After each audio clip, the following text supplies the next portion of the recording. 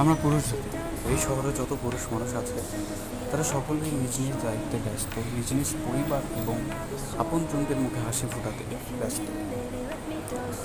আর দায়িত্বহীন পুরুষ তা পুরুষের যোগ্য না, কেননা নিজের ধর্মকর্ম এবং নিজের পরিস্থিতি স্বাভাবিকভাবে মেনটেন করার মূল ধারণ ক্ষমতা রাখে নিজের দায়িত্ব। নিজের দায়িত্বের প্রতি যদি নিজের অবহেলা থাকে তাহলে সে পুরুষ কখনো সাফল্য অর্জন করতে পারে না। আর তাছাড়া এখানে যত কর্মজীবী নানান ধরনের মানুষ আছে, কেউ পায়ে হাঁটে, কেউ সাইকেলে, কেউ বাইকে, কেউ আবার গাড়িতে, আবার কেউ পথ চেয়ে বসে আছে কারো কাছে সাহায্য নেওয়ার জন্য। তো সব কিছুর মূলে একটাই কথা, নিজের দায়িত্ব।